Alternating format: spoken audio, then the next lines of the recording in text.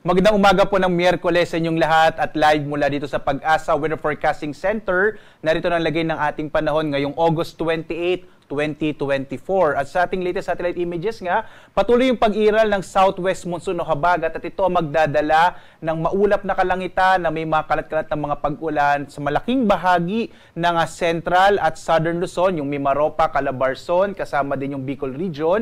At kasama din itong Metro Manila at sa may area ng Kabisayaan. So makikita nyo halos maulap, lalong-lalo na dito sa may Central and Southern Luzon. In particular, bibigyan ko po ng diin itong area na ito ng Palawan, ng Antique, gayon din sa ilang pambahagi ng Occidental Mindoro, kasama itong area ng Cavite, Batangas, Bataan, Zambales, Pampanga, Tarlac at yung Metro Manila kung saan ngayong umaga nakakamonitor tayo ng mga katamtaman hanggang sa kung minsan ay malalakas sa mga pag-ulan.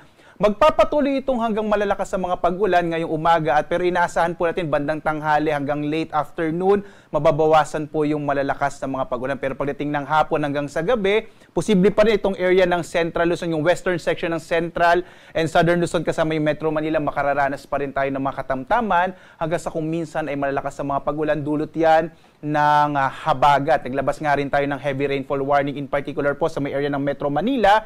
Yellow rainfall warning as of 2 a.m. at magbibigay tayo ng update mamayang 5 a.m. Dito sa may area po ng Metro Manila, gayon din kasama yung Bataan at mga karatig na mga lalawigan. Samantala po, itong area ng Mindanao, makita nyo halos walang masyadong kaulapan at yung area naman ng Northern Luzon, generally fair weather tayo ngayong araw dito sa mga area na to, pero posible pa rin ang mga isolated rain showers and thunderstorms. Ulitin ko po, no, itong area ng Visayas at Central and Southern Luzon kasama yung Metro Manila, generally po, no, maulan ngayong araw na to at maulap na kalangitan. Kasama din yung ilang bahagi ng Benguet at Pangasinan. Sa kasalukuyan nga, wala pa rin tayong namomonitor na anumang low pressure area o bagyo dito sa loob ng Philippine Area of Responsibility. Hanggang towards the weekend, expect naman natin itong mga pag-ulan na dulot ng habagat ay mababawasan. Pagdating ng weekend, malaking bahagi ng bansa ay makararanas ng generally fair weather with the usual isolated rain showers and thunderstorms. Nagbababala po tayo dito sa Pag-asa dahil nga po tuloy-tuloy itong malalakas sa mga pag-ulan dito sa may Metro Manila, western section of Central and Southern Luzon. Iba yung pag-iingat po sa mga posibilidad ng mga pagbaha at pagguho ng lupa dahil nga po dito sa mga tuloy-tuloy na malalakas na mga pag-ulan. At narito nga ang ating inaasahang magiging lagay ng panahon dito sa may area ng Luzon at malaking bahagi ng Central and Southern Luzon, itong area ng Calabarzon, Mimaropa, gayon din sa may bahagi ng Pangasinan, Benguet. Magiging maulap yung kalangitan, kasama din yung Kamaynilaan, dulot ng hanging habagat. Ang nilalabing bahagi naman ng Northern Luzon, partikular na itong Cagayan Valley, ilang bahagi ng Cordillera at Ilocos Region, makararanas naman ng generally fair weather, pero posible pa rin yung mga isolated rain showers and thunderstorms na sa hapon hanggang sa gabi. Muli, mababawasan po yung malalakas na mga pag-ulan pagdating ng tanghali dito sa may area ng Metro Manila at mga karatig na lalawigan. Agwat ang temperatura natin sa Lawag ngayong araw, 25 to 32 degrees Celsius. Sa Tuguegarao, 26 to 35 degrees Celsius.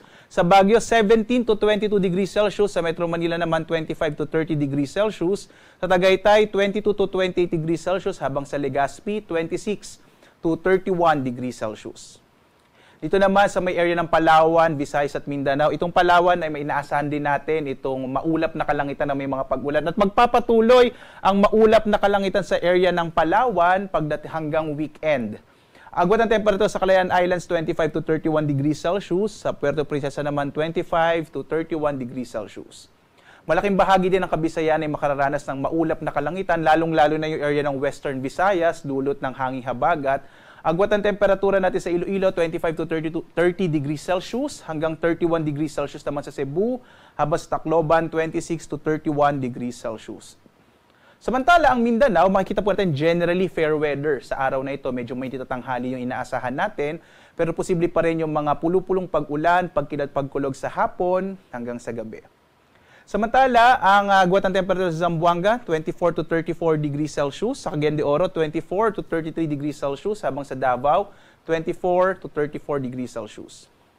Wala pa rin tayong nakataas sa gale warning kaya ligtas sa pumalaot ang mga sakyang pandagat, maliliit na mga bangka sa mga baybayin ng ating bansa. Bagamat nagbibigay tayo ng paalaala sa mga biglaang paglakas ng alon dulot naman ng mga localized thunderstorms, lalong-lalo na dito sa may area ng Central and Southern Luzon kung saan nga patuloy ang pag-iral ng hanging habagat. Ang araw natin, sisikat, ganap na 5:44 ng umaga at lulubog, ganap na 6:11 ng gabi.